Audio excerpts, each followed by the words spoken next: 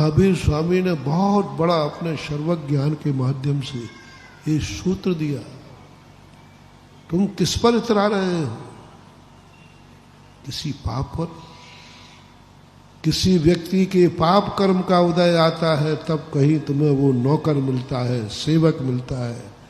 यदि उसके पाप कर्म का उदय नहीं आता तो वो भी काहे को नौकरी करता। कोई भी नौकरी शौक से करना, दास बनना नहीं चाहता। कोई बड़ी नौकरी की बात अलग है, किसी की सेवा करना कौन चाहता है? मजबूरी है। कौन ऐसी मां है, कौन ऐसी है जो अपने बेटे को पालने के लिए दूसरों के यहां रोटी बनाने जावे? मजबूरी है, उसका पाप का उदय है। इतना पाप का उदय है कि वो अपने पेट जब भर पाएगी जब वो किसी के लोगों के पेट भर देगी, बचा हुआ मिलेगा। पेट अपना भरना है लेकिन किसी का पेट भरेगी, और वो भी जिससे उसने भरा है वो नहीं मिलेगी, बची हुई बासी रोटी मिलेगी। आपके घरों में जब कोई नौकर नौकरानी होती है, उसने क्या क्या बनाया वो तो तुम्हें मालूम है, लेकिन जब वो घर से जाती है तो उसको कौन सा भोजन दिया जाता है? थोड़ा शेयर करना। बचा हुआ, बासा। उसने बनाए तुम्हें ताजे ताजे ताजे हैं, लेकिन उसको तो वही बासी रोटी ही नसीब होती है। वो घर जाकर के कहे, माँ आज लेट क्यों हो गई? बोले जिसके यहाँ मैं रोटी बनाने जाते उनके यहाँ आए थे, आज उनका जन्मदिन था, शादी की सालगिरह थी, तो इससे क्या? बोले बेटा थोड़ा ज़्यादा व्यंजन बनाना पड़े। क्या क्या बनाया माँ? तो ये बनाया। तो बच्चा कहता है कि आज माँ वही लाई होगी, लेकिन माँ की झोली देखी तो क्या निकली? ये कुछ हम गलत तो नहीं बोल रहे? हम गलत बोलते ही नहीं है, क्योंकि हम तुम लोगों से पता करके बोलते हैं, इसलिए गलत होने का। बेटे ने कहा, माँ क्या बात है, तुमने उस सेठ के लिए इतना सब बनाया, उसको खिलाया, उनके परिवार को खिलाया, और दिया तो उसने वही जो कल देता था, प्रतिदिन देता था। बेटा इसमें मात्र इसमें कुछ नहीं। बेटा यही हालत होती है नौकरों की। उसकी औकात तो इतनी ही है, तेरा पुण्य तो इतना ही है कि ये रोटी मिल रही है, बस।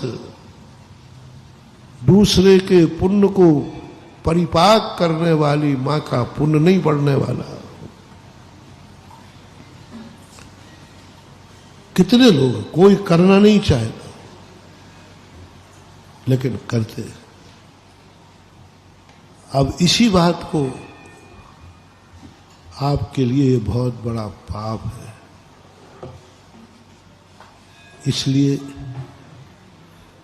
सामने वाला जो तुम्हें कम से कम इतना तो कर ही लिया करो, जो तुम खाओ वह नौकर को बाद में खिला दिया करो, लेकिन वही खिला दो। जो उसने बनाया वो उसको ही दे दो, थोड़ा सा अंत में दे देना, तो कम से कम वो समझेगा कि सेठ भली सेठ है, लेकिन हमें वो नौकर नहीं समझता। जब खाने की बारी आई तो वही खिलाता है जो हम स्वयं खाता है। अब यही स्थिति देखना, धर्म में परिवर्तित करता हूं। ऐसा श्रावक, सच्चा श्रावक, सम्यक दृष्टि जब ही खा सकेगा जब वो दूसरे को खिला देगा। श्रावक एक बदकिस्मती देखना, वह बदकिस्मती श्रावक श्राविका जब ही खा सकेगी जब दूसरों को और एक पुण्यात्मा जीव, सम्यक दृष्टि जीव को कह रहा हूं, उसकी किस्मत में भी यही लिखा है, जब वो किसी को खिला देगा तब वो खा सकेगा, उसका इतना पुण्य का उदय है। देखना, दोनों ही भूखे हैं अभी। सेठ को खिलाने वाला नौकर भी भूखा है और महाराज को खिलाने वाला श्रावक भी भूखा है। लेकिन श्रावक जब महाराज को आहार देता है, खिलाता है, उसके पुण्य का उदय की पाप का उदय, हमें पता नहीं, आप लोग बताओ। यदि तुमने कहा महाराज जी हमारे बीवी का पाप के उदय है, तो भैया मैं आज से तुमसे आहार नहीं लूंगा, क्योंकि बहुत बड़ा पाप हो जाएगा। किसी के पाप कर्म के उदय पर, किसी के अशुभ कर्म के उदय पर, किसी की बदकिस्मत पर, किसी के आंसुओं पर, किसी की मजबूरी पर किंचित मात्र भी सुख उठाना, ये सज्जन पुरुषों की नीति के खिलाफ। मजबूरी में भी यदि कोई सज्जन साधु पुरुष सामने वाले की मजबूरी का लाभ लेते हैं, साधुता खत्म हो जाएगी। उसके पाप कर्म के उदय से अपना पुण्य कर्म का परिपाक भोगते हैं, साधुता खत्म हो जाएगी।